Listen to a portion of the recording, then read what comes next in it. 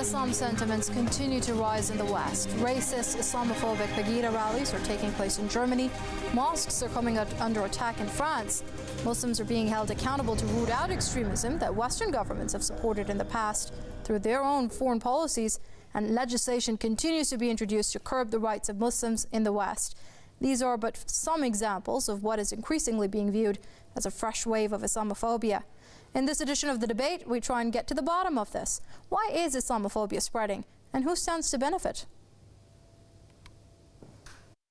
The ISIL terrorist group has been terrorizing the world for over 1 year. The group first began its attacks against security forces and civilians, both Shia and Sunni Muslims in Iraq, and then expanded its terrorist attacks to neighboring Syria. Many members of the group are Westerners who come to fight in the ranks of the militant group from the US and European countries. A large number of ISIL members are from the so-called moderate armed groups backed by the West in the battle against Syrian President Bashar al-Assad. Many believe the terror group is even funded and armed directly by certain Western countries and their regional allies.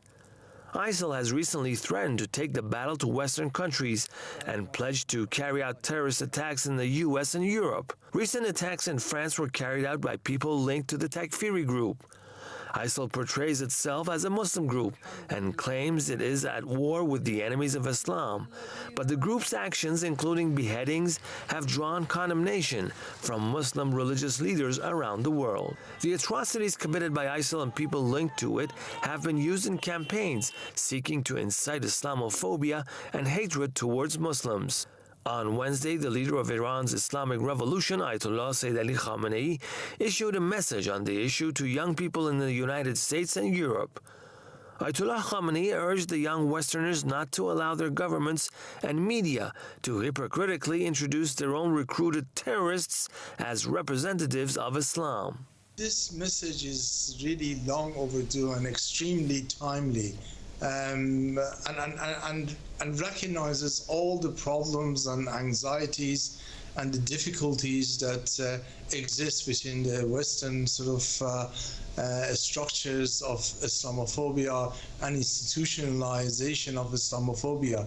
And approachment of the youth directly is very important, because we know the media and the politicians are already tainted with being part of these structures of Islamophobia. The leader asked young Westerners to study and research the motives behind the widespread tarnishing of the image of Islam. Why does the power structure in the world want Islamic thought to be marginalized and remain latent?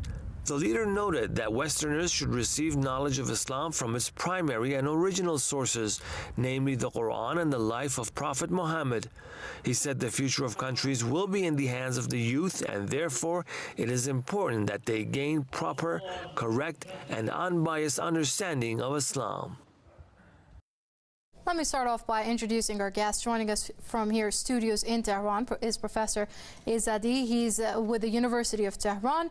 And joining us from Washington is former U.S. Assistant Secretary of Defense Lawrence Korb. Gentlemen, thank you very much for joining us in this edition of The Debate. Professor Izadi, I'll start off with you, if I may. Now, how pressing do you believe is the issue or even the phenomenon of Islamophobia to begin with? There are some in the West that have just dismissed it as a mere myth. Well, I think the best people to answer that question are the Muslims that are living in Europe and the United States. As you may have reported, in the last couple of weeks in France, there are numerous mosques and Islamic communities that have been attacked. Dozens of Muslims have been harassed, and unfortunately this is continuing. It is not enough for the Western leaders to condemn this type of attacks just by words, when at the same time they portray Islam in a very negative way in their speeches, in their discourse.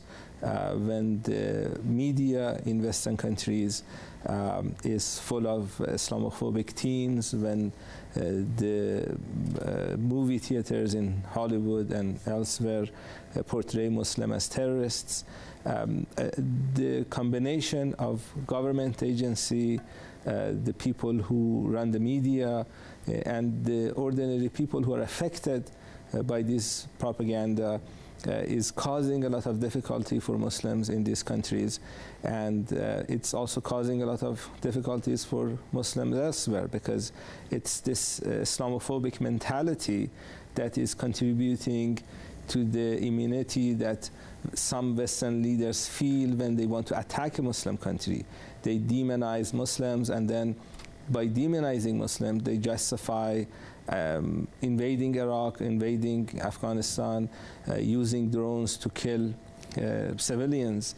And the idea is that if Muslims are subhuman, then killing them is okay. And unfortunately, this has been the discourse in the West for the last many decades, and I think it's time for it to stop. All right, let me bring in Mr. Korb into this conversation. Mr. Korb, I put the same question to you. Is Islamophobia a concerning phenomenon in the West, or is it just a myth? Well, I think it's something that has to be dealt with, because you do have, unfortunately, fringe groups that will try and use, for example, what happened in Paris as a way to go after a group of people. But I think it's very interesting that both President Bush and President Obama have never used the term radical Islamic jihadists. They've basically said, you know, these are violent extremists who sometimes are Muslim, sometimes they're other groups. And in fact, many times by what I'd call some of the right-wing parties, they will criticize, for example, President Obama for not using that term, because I think he realizes that if you do that, you brand a whole group of people and you feed into the anxieties of some of these fringe groups. Unfortunately, in Europe, particularly in France, you have Marine Le Pen from the right-wing party who loves to feed on this type of thing to get the fears of people to help her own electoral politics. So yeah, it is something you need to be concerned with, and I'd say both President Bush and President Obama have been very careful in never using the term, even after 9/11, to say this was an attack by radical Muslims, for example. All right, Professor Azadi, your response to that, is it just fringe groups that take advantage of negative sentiments with regards to Islam, or is this a more mainstream ideology? Yeah, I think it's very much a mainstream ideology. It's very much present in the discourse of the media in a number of Western countries. I'll give you an example. A couple of years ago, Hollywood produced this movie called Argo. It was about Iran. It demonized Iran. It demonized people of Iran. It was really not really concerned about the government of Iran. When you look at the movie, it has scenes of ordinary Iranians in the bazaar acting very violently and not behaving properly. Hollywood decides to give this movie an Oscar.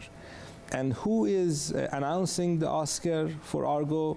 It's Michelle Obama, who is President Obama's wife. This is just an example of how the politicians in the United States, with the help of Hollywood, with the help of other mainstream media, are portraying an image of Islam and Muslims that is far from reality.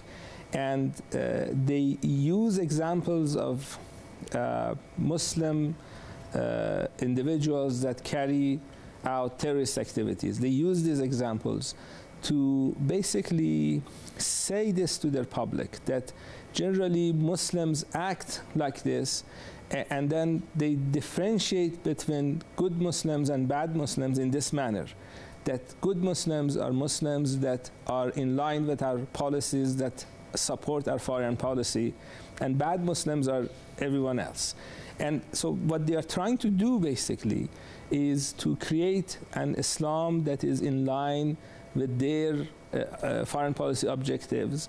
And by doing this, they demonize the overwhelming majority of Muslims that are basically questioning foreign policies of these governments and are not engaged in terrorist activities. So when you see President Obama or President Bush not using the more extreme terminology when it comes to Islam and Muslims, is because they want to make a division within Islam.